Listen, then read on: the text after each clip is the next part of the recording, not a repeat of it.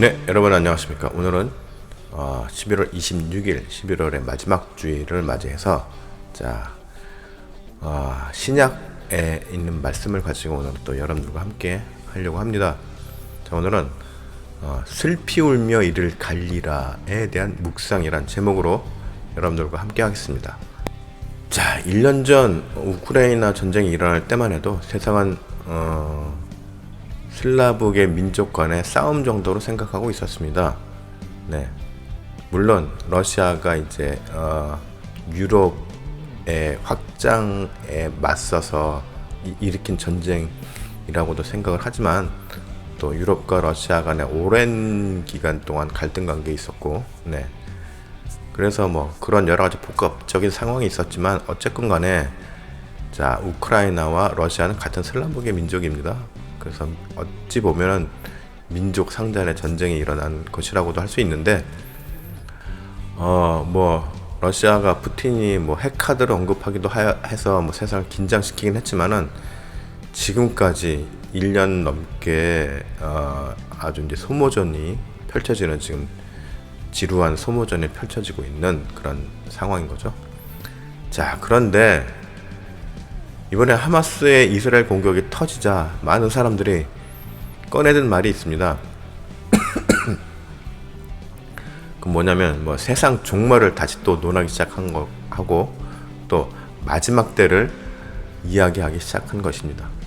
자, 이스라엘을 포함한 주변에 일만 일어났다 하면 마지막 때의 증거를 앞세우면서 당장이라도 예수님이 오실 것처럼 말하기도 합니다.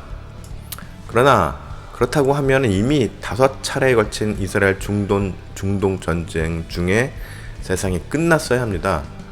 5차인가요? 7차인가요? 헷갈리는데. 뭐 우리가 마지막 때를 이렇게 가늠해 보는 것이 중요하지 않다는 말은 아닙니다. 하지만 이럴 때일수록 우리가 한 번이라도 더 생각해 볼 부분은 따로 있다는 말입니다. 자, 몇 주 전에 저는 문득 이 슬피 울며 이를 갈리라 라는 문장이 떠오르게 되었습니다. 그때의 느낌이 너무 강해서 이를 이제 기억하려고 노트에 적어 놓기도 했었는데, 자, 슬피 울며 이를 갈리라, 이 문장은 신약에서 4군데에서 찾아볼 수 있습니다. 오늘은 그 4곳의 말씀들을 살펴보면서 자, 21세기를 살아가는 신앙인으로서 우리는 어떠한 삶의 자세를 가져야 하는지를 보다 꼼꼼히 짚어보도록 하겠습니다. 첫 번째로 마태복음 22장 13절입니다. 자, 임금이 사원들에게 말하되 그 손발을 묶어 바깥 어두운 데에 내 던지라. 거기서 슬피 울며 이를 갈게 되리라 하니라.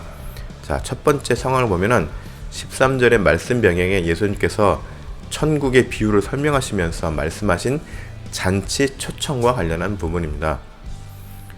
이 내용은 여러분들도 잘 아시는 내용입니다만 여기서 우리가 다시 집중해서 볼 부분은 바로 앞절인 12절입니다. 마태복음 22장 12절, 이르되 친구여 어째 예복을 입지 않고 여기 들어왔느냐 하니 그가 아무 말도 못하거늘. 자, 예수님의 비유를 보면은 어느 왕이 예전에 이렇게 예수님이 비유를 듭니다.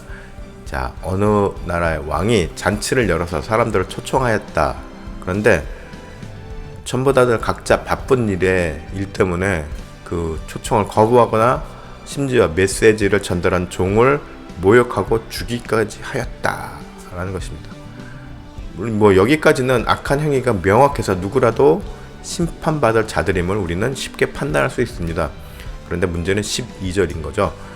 초대에 응하여 잔치에 참여한 사람일지라도 다시 쫓겨날 사람들이 생긴다는 것입니다.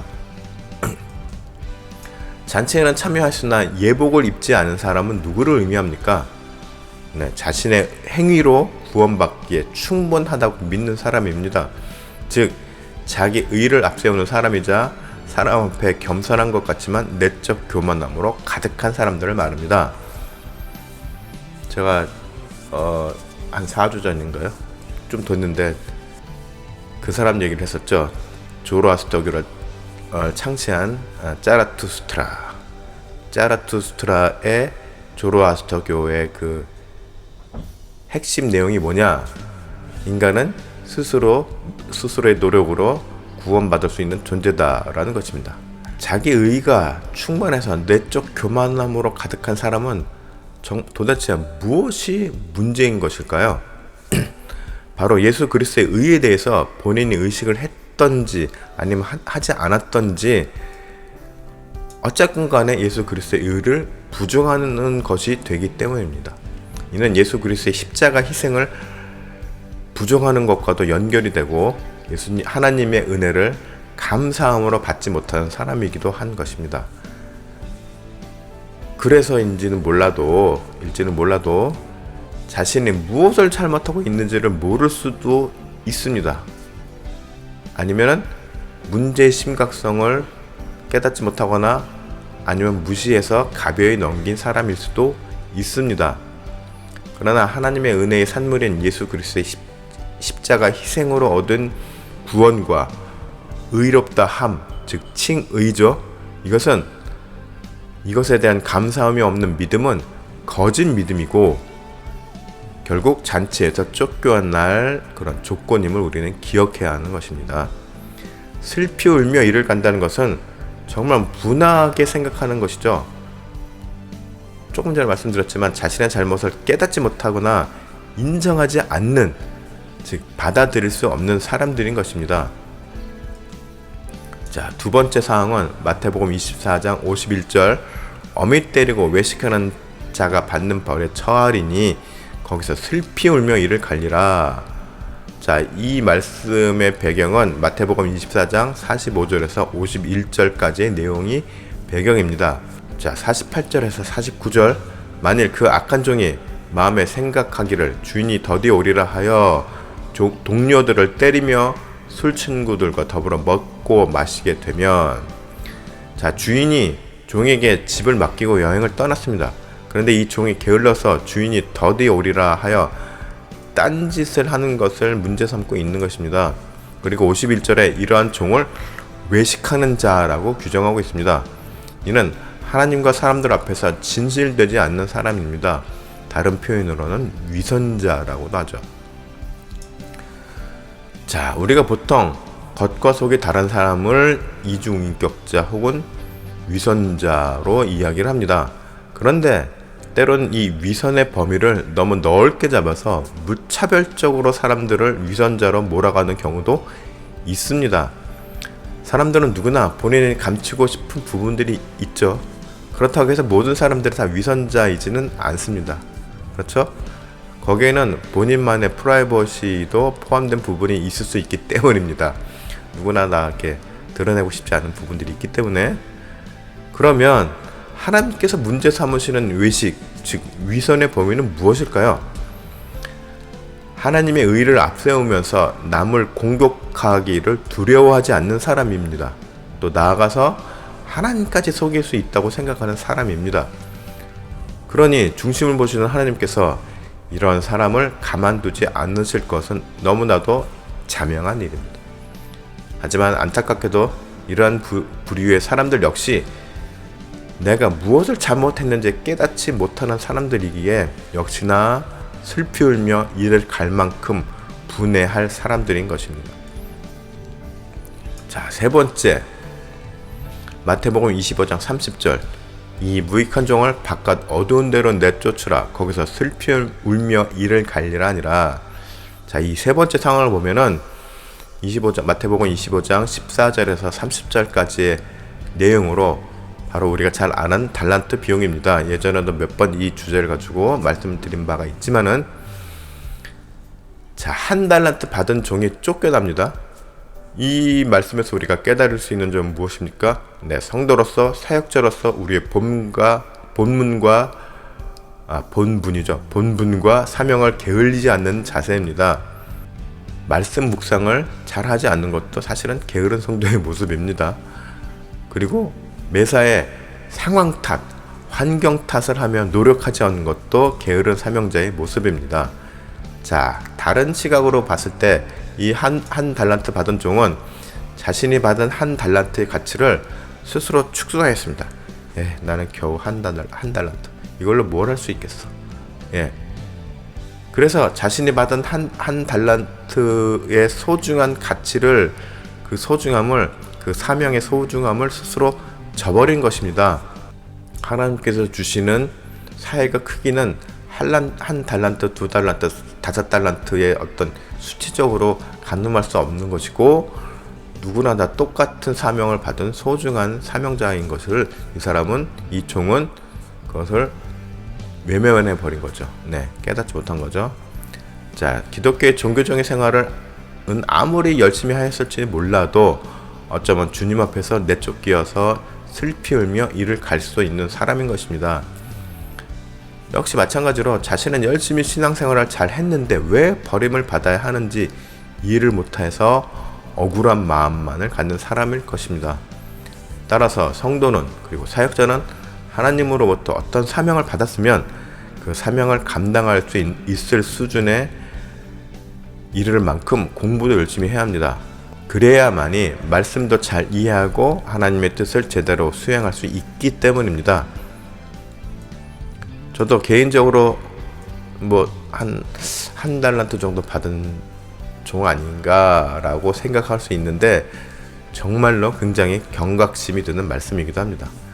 그렇기 때문에 우리는 늘 말씀 앞에서 겸손해야 합니다. 그리고 긴장해야 합니다. 자, 마지막 4번째 말씀은 누가복음 13장 28절입니다. 너희가 아브라함과 이삭과 야곱과 모든 선지자는 하나님 나라에 있고 오직 너희는 밖에 쫓겨난 것을 볼 때 거기서 슬피 울며 이를 갈리라. 마지막 4번째 상황을 보면은 22절부터 연결되는 말씀입니다. 여기에는 좁은 문과 넓은 문 이야기가 나옵니다. 그리고 여기서 우리가 또 집중해야 될 부분은 바로 25절, 26절인데, 집 주인이 일어나 문을 한번 닫은 후에 너희가 밖에 서서 문을 두드리며 주여 열어 주소서 하면 그가 대답하여 이르되 나는 너희가 어디서 온 자인지 알지 못하노라 하리니 그때 너희가 말하되 우리는 주 앞에서 먹고 마셨으며 주는 또한 우리를 길거리에서 가르쳤나이다 하나. 자, 많은 신앙인들과 심지어 목회 지도자들 중에서도 좁은 문으로 들어가지 않고 넓은 문으로 가는 사람들이 있다는 말씀입니다. 이들은 하나님과 교류가 없는 예수 그리스도의 십자가 은혜와 도를 온전히 따르지 않는 종교인일 뿐입니다. 설령 귀신을 내쫓고 병든 자를 고치고 심지어 예수님처럼 죽은 자를 살렸다 할지라도 하나님의 의를 이루려고 노력하지 않거나 자신의 의의 본체인 양 행세하는 직분자 혹은 목회자들이 있다면 그들은 모두 그저 넓은 문으로 향하다가 진짜 들어가야 할 문이 닫히는 것을 본 후에 그제서야 문을 두드리는 사람일 뿐입니다. 자, 오늘 나눈 4가지의 상황을 정리해보면 서로 연결되는 부분들이 있습니다. 핵심이 뭐냐? 마태복음 22장 14절 말씀에 청함을 받은 자는 많되 택함을 입은 자는 적으니라 입니다. 하나님의 청함을 외면한 사람들 혹은 청함을 받아서 잔치에는 참여하였으나 조건이 미달돼서 다시 쫓겨난 사람들의 특징을 한 4가지로 정리해보면 압축해서, 첫째로 자신의 잘못을 인정하지 않는 교만한 사람, 둘째 외식하면서 남을 공격함으로 자신의 의의를 드러내는 사람, 셋째 게으르면서 믿음의 가치를 왜곡하는 사람, 넷째 하나님으로부터 받은 권능과 은사를 온전히 사용하지 않고 자신의 의의를 드러내거나 권력을 취하려고 하는 직분자나 목회자입니다.